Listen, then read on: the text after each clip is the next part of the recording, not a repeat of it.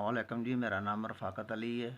मेरा 4-5 महीने तो एक्सीडेंट हो गया सी। मैं बहुत बीमार सा, लेकिन एक मेरा कोई हल नहीं सी। लेकिन जी तुसी मेरी मदद कर दीजिए, ਉਹਦੇ ਨਾਲ ਮੇਰੇ ਕੋ ਘਰ ਦਾ ਨਿਜ਼ਾਮ ਵੀ ਚੱਲਣ ਲੱਗ ਪਿਆ ਤੇ ਕਿ ਮੈਂ ਆਪਣਾ ਕੋ ਦਵਾ ਦਾਰੂ ਵੀ ਲੈਣ ਲੱਗ ਪਿਆ ਵਾਂ।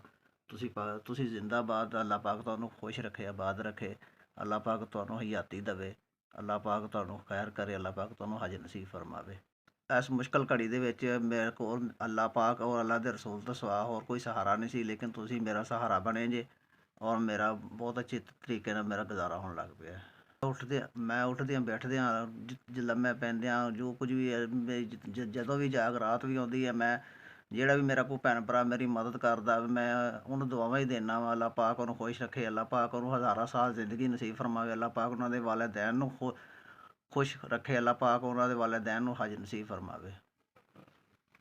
ਦਿੱਤੀ ਹੋਈ ਮਦਦ ਮੇਰੇ ਬਹੁਤ ਕੰਮ ਆਉਂਦੀ ਹੈ। ਮੈਂ ਤੁਹਾਡੇ 'ਤੇ ਬਹੁਤ ਹੀ ਖੁਸ਼ ਹਾਂ।